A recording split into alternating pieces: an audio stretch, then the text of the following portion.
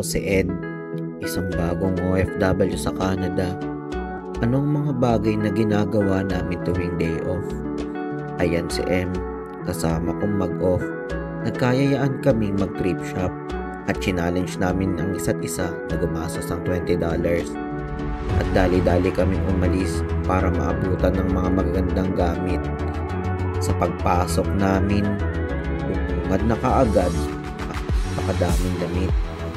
Nakapili kaagad ako ng 2 jogger pants at isang long sleeve shirt. Halos hindi pa masyadong gamit pa ang mga ito at karamihan pa sa mga ito ay branded. Sobrang mumura ng presyo at marami din kaming nabili.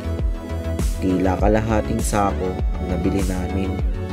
Halos umabot ang aming nabili sa $43. Hindi na kami nakapagpigil sa pagbili dahil ang dami namin nagustuhan. Sinamantala na namin ang pagkakataong ito. Huminto muna kami sa isang kainan. Nung na muna kami nagpalipas oras, kaagad ay umuwi. Ganito lang kasimple ang ginagawa namin tuwing araw ng aming pahinga. Hindi magarbong pero sobrang sulit.